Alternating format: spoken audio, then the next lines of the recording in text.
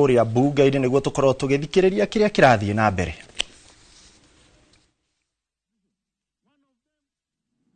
Is through dismissal by the appointing authority.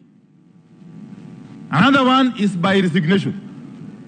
The third one is through this process of impeachment. Honorable Speaker,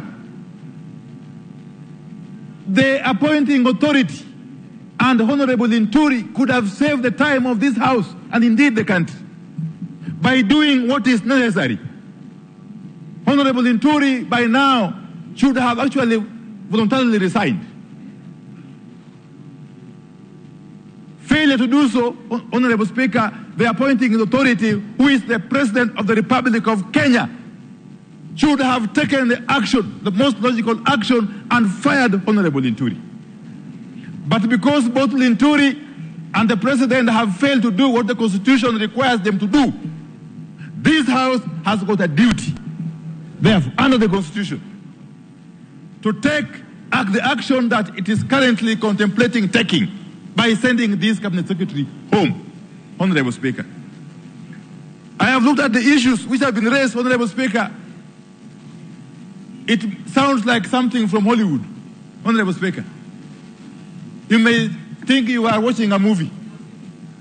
That a whole Cabinet Secretary can storm the premises of a private company, that is Kells Chemicals Limited, and direct, in fact, attempt to frog march the management of the company to go and participate in a press conference at the premises of NCPB and take responsibility over something that the Cabinet Secretary is culpable, directly culpable.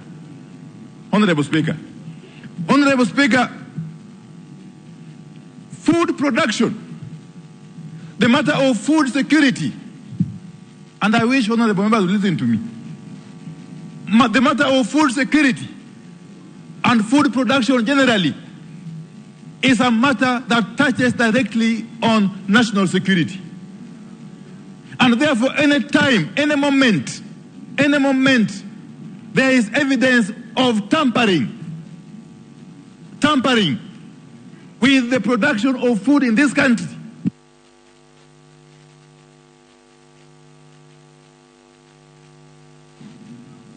what's happening? By way of supplying substandard or fake farm inputs, including fertilizer, Honorable Speaker. In some countries, you would be summarily executed. In some countries, if you are suspected of having been involved in jeopardizing food security of a country, of a nation, you would actually be summarily executed in the public. But we are lucky we have got a functioning constitution and we are governed by the rule of law. And therefore, Honorable Speaker, this is not a small matter. This is not a light matter. This is not a matter of politics. This is not about Kenya Kwanza or Azimio. It can't be. And this is not about Jack Wamboka. It is about the survival, the very survival of this country. It is about the very survival of this country. Honorable Speaker, countries that are food deficient, history has recorded, have been prone to coups and counter coups and civil upheavals. And therefore, anybody attempting to jeopardize food production is inviting us as a country to go that direction. A hungry country, a hungry populace is a very, very dangerous populace. You cannot govern it. You cannot govern a hungry population. They can rise up against you anytime and overthrow you. So the Cabinet Secretary and his acolytes are directly responsible for attempting to subvert food production in this country. Honorable Speaker, can you imagine that the NCPB, and don't tell me that the CS doesn't get involved in the procurement by NCPB. That's when you can tell the birds. Everybody who lives in this country knows how government works. The National Cereals and Produce Board is a government entity. It's a parastatal within the Ministry of Agriculture. under the supervision of the CS for Agriculture.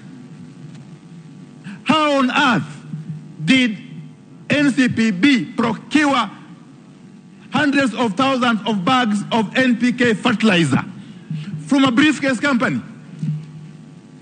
A briefcase company going by the name MEMS Distributors Limited. A company that has had no history of dealing with fertilizer.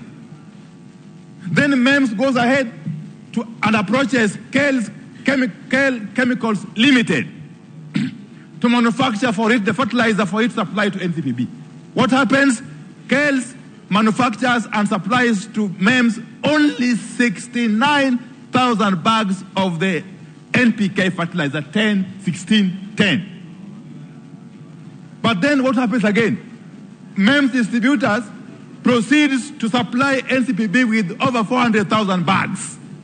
So the question is, where did MEMS distributors and NCPB get the extra hundreds of thousands of bags of this fertilizer? Where? From where? And then it turns out that these extra bags of fertilizer are the ones that were actually stones. What have you? Stones, gravel, sand, and donkey waste, I'm told. So somebody is basically sabotaging the very, very survival of this country. And the cabinet secretary cannot feign ignorance. Because if he feigns ignorance, then he is not fit to hold that office. Then he's unfit. Then he's incompetent. How? But then NCPB goes ahead and pays for this fertilizer, this fake fertilizer. I may call it air, because farmers would never use it anyway. NCPB rushes to pay for this fertilizer. It basically tells you that somebody powerful was pulling the strings behind the scenes. That is the point. Somebody even more powerful was pulling the strings behind the scenes. So the cabinet secretary cannot absolve himself from accountability on this matter. Honorable Speaker. Honorable Speaker, even more intriguing, as we are told that investigations are being conducted by the relevant investigative agencies. And we are also being told here by my friend, the chairman of JLAC and Owen Bayer, that the Committee on Agriculture is also seized of the matter, that you wait for the outcome of their investigations or inquiries. And yet, NCPB goes ahead to decree that it is embarking on a scheme to compensate farmers who purchase the fake fertilizer. Then you ask yourself, where are they getting the money from? This House, to the best of my recollection, did not authorize any such expenditure. Did not. Where did NCPB get the authority and the money to compensate farmers? Yet, even before the investigations are complete,